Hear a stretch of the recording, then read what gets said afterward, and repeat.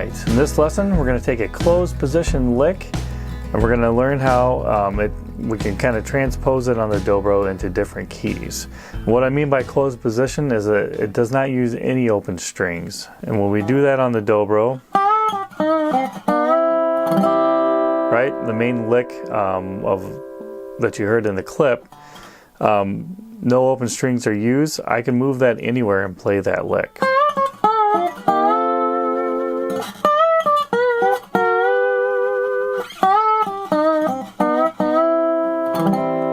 Right? So those were all in the key, within the key of C, right? If I wanted to do that, for example, key of B flat, I just find my starting point, the B flat chord, that's my 1 chord. Then from there I find the 4 chord.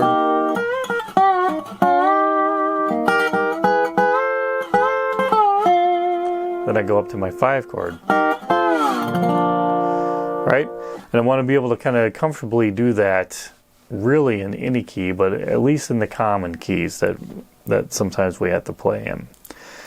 For the most part, I kind of did 2 examples in the clip. I did the key of C and then I also did the key of E. And the reason I did that is once we kind of get to an E, and we're thinking just in terms of closed position, I'm not talking about any open strings. In a lot of these keys it would make sense to utilize some open strings if you wanted to.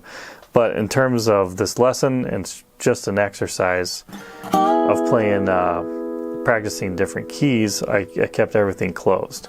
So in the key of E, for example, once we get to that point of the fretboard, we can actually go down and grab our 4 and 5 chord. Whereas in all the examples that I've just shown you, I've been going up to get the 1, 4, and 5 chord. So after a certain point in the neck, you can actually go down and get your 4 and 5 chord as well. Or you could keep going up. You just get kind of really high up the neck, which is a great sound as well. But it's also good to go down and utilize the whole neck. So that's why I did pick those 2 keys as an example. Included with the video part of this lesson, I made 12 backing tracks, 1 for each key that you can kind of practice along with. I also tabbed out the solo or the melody that I came up with in all 12 keys, so you can kind of reference that if you need to. If you'd like to get this full lesson, you can learn more by clicking in the link in the video description below. You can also subscribe to my YouTube channel and email list, which also has a link in the description below as well.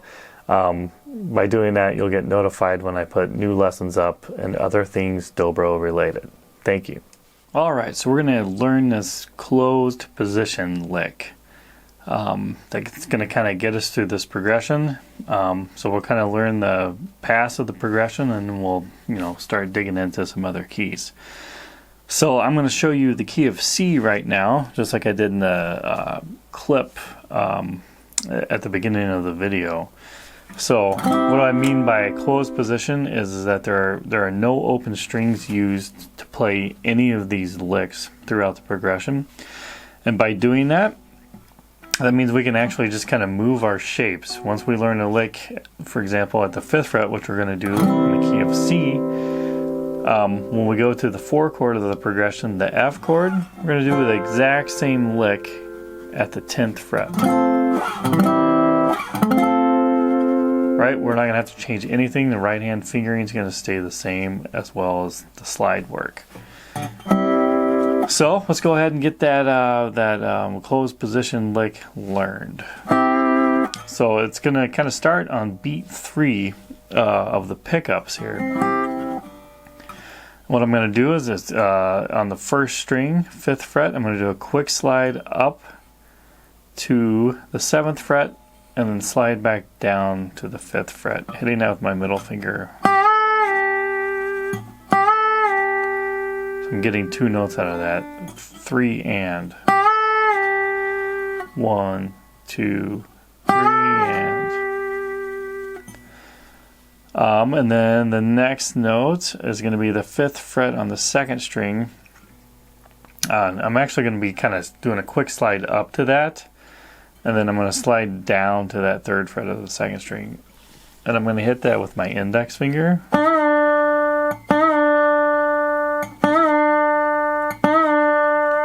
Kind of that effect. Quick slide up, then slide back down.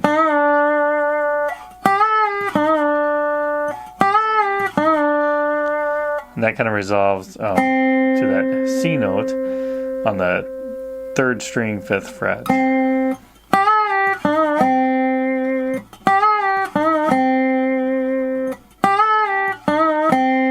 So that's the very first phrase of this main riff that we're going to be doing.